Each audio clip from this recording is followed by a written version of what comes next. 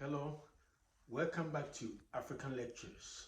My name is African Professor One.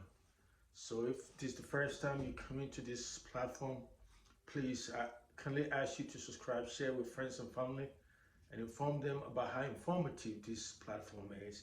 I talk about a range of issues involving geopolitical issues, cultural, social, economic, and sometimes I talk about romantic relationships. So, what I'm trying to say is if you come to this platform, chances are you won't be disappointed because you find some topic of interest in this channel. So please subscribe and share. Let everybody knows about this forum and like it, subscribe, recommend to your friends, and everybody, family, relative, girlfriend, boyfriend, husband, and everybody. One more time, this is African Lectures, and my name is African Professor One. So today's topic is simple.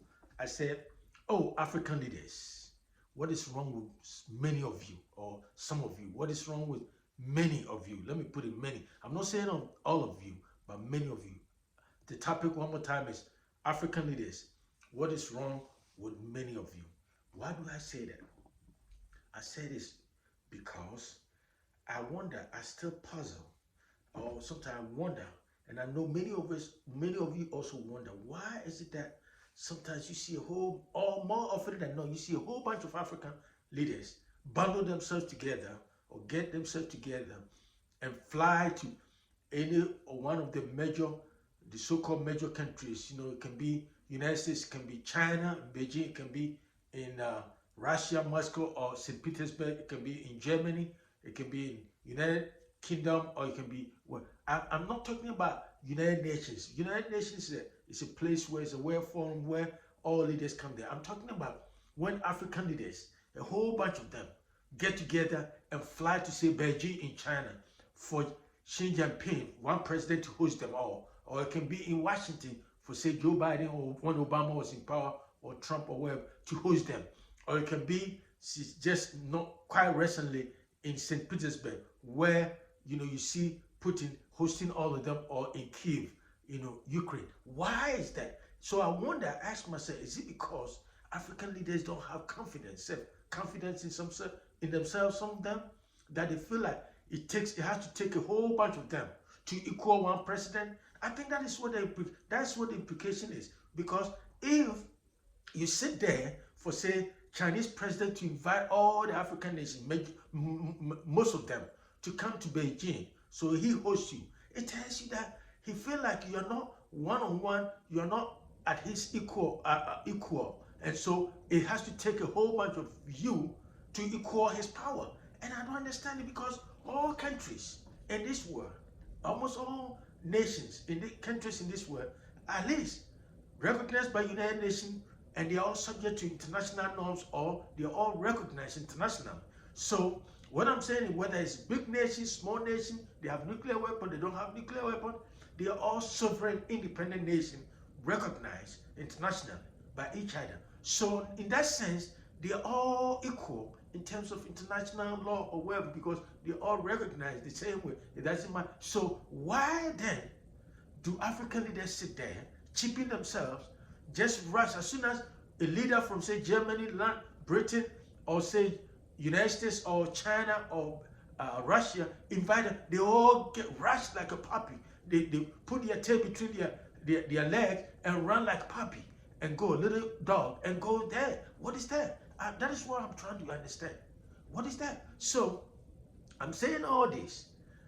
Quite recently, I saw a whole bunch of African leaders. I don't have the exact number, whether 7 or 8 or wherever.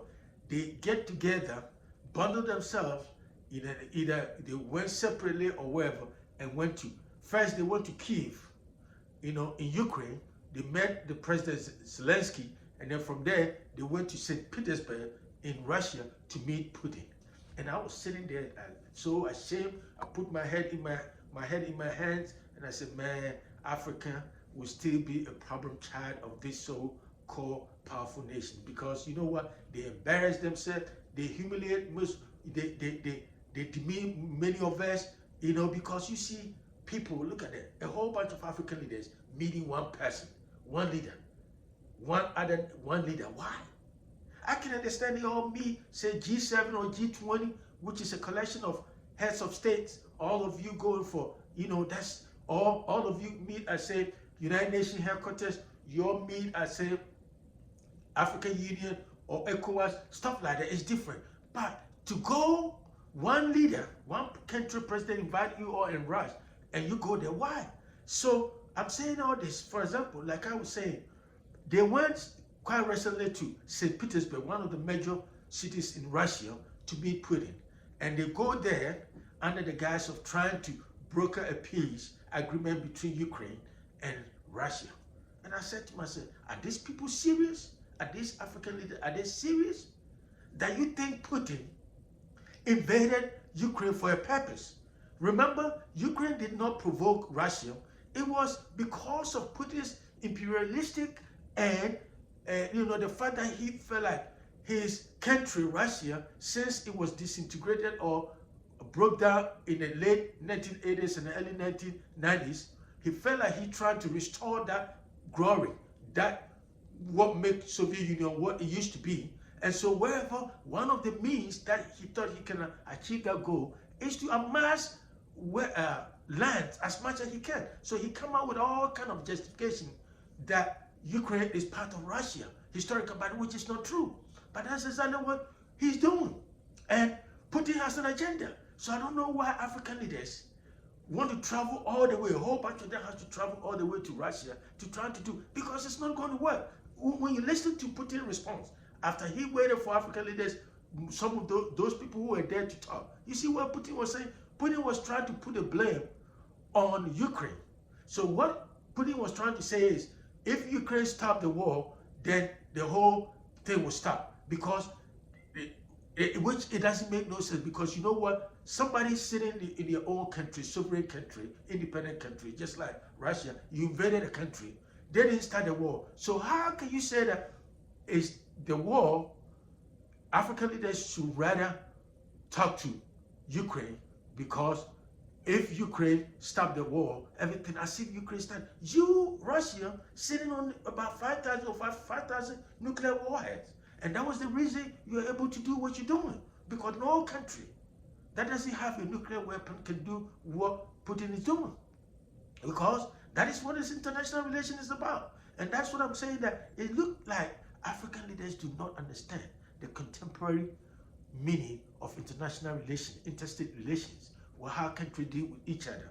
Because if you listen to their, if you look at their, you listen to their behavior, their pronouncement, African leaders' pronouncement, their behavior in the international arena, it tells you that they lack contemporary understanding of interstate or international relations.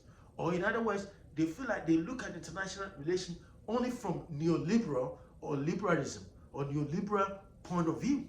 And if you look at international relations from neoliberal point of view, you are missing a whole bunch of things, because guess what?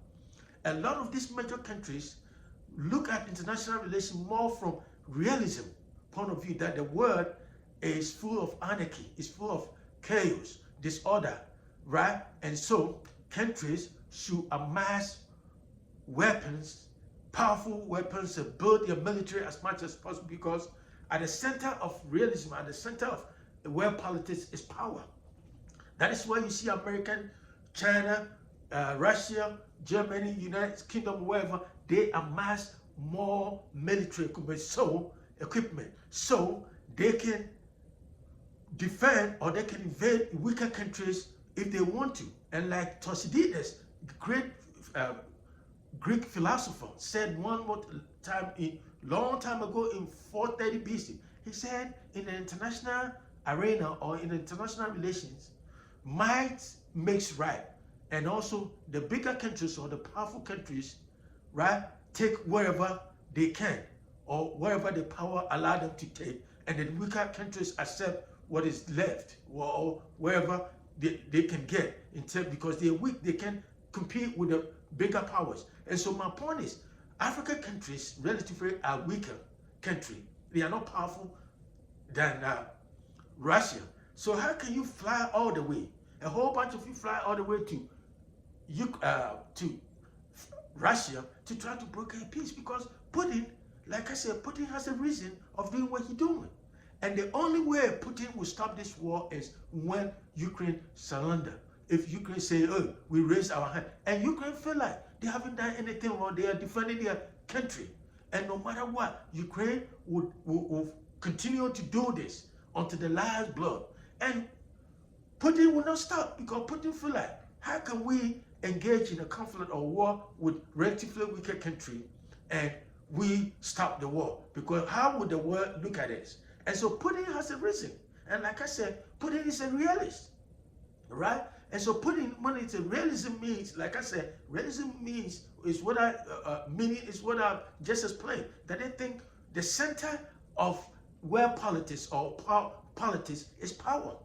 And so once you have a power, you can pretty much get anything you can get away with anything. Because in the international relation, there is no police, there is no, we don't have where police or wherever. So bigger countries pretty much pretend or behave like they are the world police people or police countries. And so they think the rules do not apply to them. They say the rules, but the rule do not apply to them. And so that is what is happening. So I wonder why African leaders waste their time, just like they be going to Beijing. Why can't it be one-on-one? If African leaders are serious that they want to broker a peace between Ukraine and Russia, some of them are pretending like they are neutral. There is no such thing as neutral, because neutral is also a position. You can either say, I support you, I don't support you, or I'm neutral. When you say you're neutral, that's a lie. That's a lie. In international relations, that's a lie of neutrality. It's a lie. So the point I'm making is, if African leaders are serious that they want to broker a peace between Russia and Ukraine, what they have to do is they have to go through either United Nations, which they have done, then they have to do it through AU, African Union, and all of the 54 of the sub-Saharan African nations gather in Addis Ababa, Ethiopia, and say, hey, pass a resolution or official communique, and say, hey, this is our position. We think Russia was wrong in invading Ukraine, and so all African nations in one accord, we think as soon as possible Russia should withdraw all its troops from Ukraine and ceasefire, because it is against international norm and international law for another sovereign nation to attack another sovereign nation unprovoked. That is what it should happen. There's no sense in flying all the way to St. Petersburg or Moscow to try to convey this message to Putin, because you know what Putin is doing, to have a photo up or pictures, take a picture with African nations to let the whole world know that somehow African countries are backing him. That's all Putin wants. We call that geostrategy or geostrategic. But that's what Putin is doing, because Putin is looking at this war, Putin behavior is true realism, realist point of view, that the world is full of anarchy, is full of chaos, and that countries, since we don't have international police or whatever, countries who are powerful can be police and can be the same time offenders or defenders of their country, or they can attack when they feel it's necessary for them to do it. And that's what Putin is doing. So I don't know why African leaders are wasting their time, or all the time they get themselves together and cheaping themselves like that. And like I said, respect starts from you. If you want somebody to respect you, you have to respect yourself first. So when you hear African leaders complaining about the fact that other countries don't respect them, this is because African leaders like to cheapen themselves. They like to act like puppies, and they always go with a cup in hand or a bowl in their hands. So they go and collect the crumbs from the dinner tables of the bigger countries. That's exactly what they're doing, because it doesn't make sense. And like I said, it should be any respect. If African leaders want respect, it should be one-on-one, bilateral meetings, one-on-one. That is what they do. That is what they should do. But instead of all of them bundle themselves together to meet one leader, it's demeaning, it's so embarrassing, it make that country, the host country or host president, look down on you like they don't have any respect for you. So that is what I'm saying. So if African leaders really want a genuine peace to happen between Ukraine and Russia, they should go through Addis Ababa, Ethiopia, and sit down and pass a resolution. All of them. None of them should be act like they are neutral, like they are doing. Some are abstaining when they are voting the resolution condemning the war, Russia invasion Some of them stay neutral. No, they should stop that lukewarm attitude and stop pretending and stop acting like that, and rather pass a resolution. That is the best way to do, and respect themselves instead of getting themselves together all the time and go to Russia or go to other major countries. It's a shame, it's demeaning, and it's disrespecting. So that's what I have for you one more time. This is African Lectures, and my name is African Professor One. I'll talk to you another time. Have a great day.